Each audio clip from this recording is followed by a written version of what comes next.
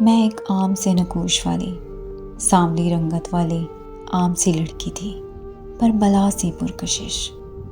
میری سب کزنز رنگت میں گوری تھیں، لیکن میں سانولی شرارتی اور ہنسمکھ تھی۔ جو بھی ایک بار مجھ سے مل لیتی میری پکی دوست بن جاتی۔ سب لڑکیاں حیران ہوتی تھی کہ میں ایسا کون سا جادو کرتی ہوں کہ جو بھی مجھ سے ایک بار ملتا ہے وہ مجھ سے فوراً سے دوستی کر لیتا ہے۔ خیر، ایک بار ایسا ہوا کہ ہماری رشتہ داروں میں ایک شادی ہوئی، ڈھولکی رکھی گئی تو سب رشتہ داروں کو بلایا گیا۔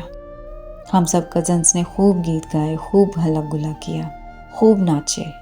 وہاں پر ہم سب ایک دوسرے کے ساتھ بہت انجوائے کرتے رہے۔ وہاں پر کچھ کزنس جو کہ قریبی رشتہ دار تھے، ان میں سے ایک لڑکا بھی تھا جو بہت خوبصورت اور ہینڈسم نوجوان تھا۔ اس کی نظریں سارے ایونٹ میں میری طرف ہی تھیں اور مجھے بھی محسوس ہو رہا تھا۔ کھانا لگا تو سب کھانا کھانے لگے۔ اس نے مجھے مخاطب کر کے بولا، آپ مجھے بریانی لا دیں گی؟ وہ اس سائڈ پر ہے گرم بریانی۔ میں نے کہا، جی ضرور، میں آپ کو لا دیتی ہوں۔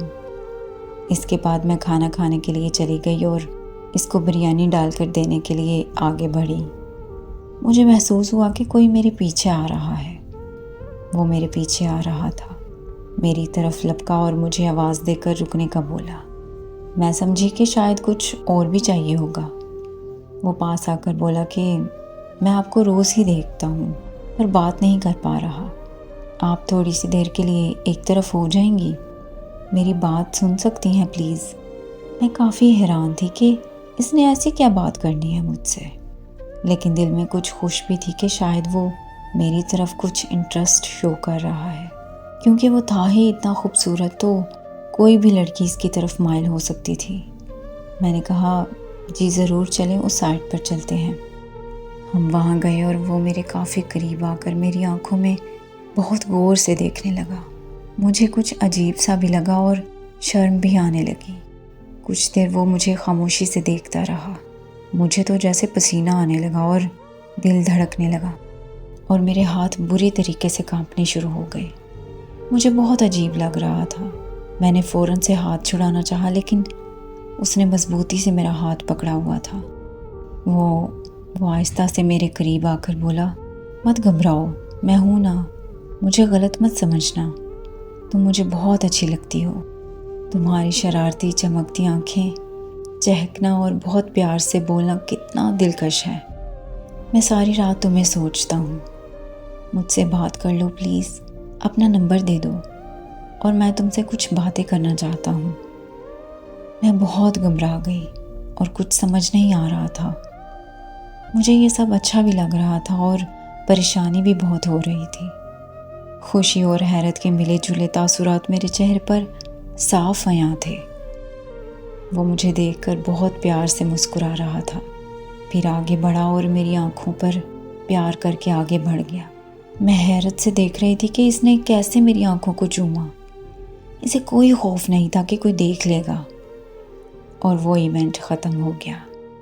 کچھ دنوں بعد اس کا میسج آیا اور ہماری بات شروع ہو گئی۔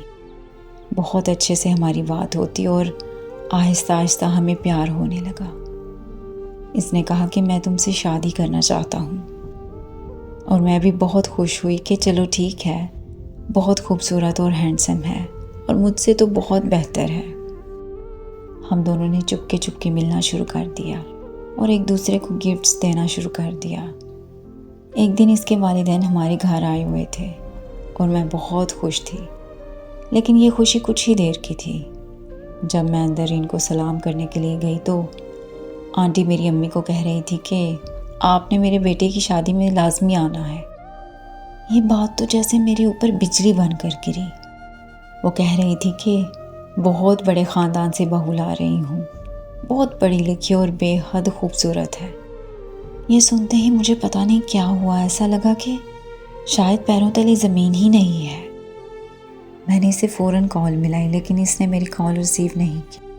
کیسے ریسیو کرتا، وہ تو مجھے دھوکہ دے رہا تھا۔ میری تو حالت دیکھنے والی نہیں تھی، وہ میرے ساتھ ٹائم پاس کر رہا تھا۔ اسی ڈپریشن میں میں بہت بیمار ہو گئی۔ اب نہ تو میں ویسے ہی چلبلی ہوں، نہ کہیں آنا جانا تھا۔ کیونکہ میرا شاید انسانوں سے اعتبار ہی اٹھ گیا تھا، خاص کر مرد ذات سے۔ اس طرح کے مرد صرف ایک سیراب ہوتے ہیں، دور سے اچھے لگنے والے سیراب۔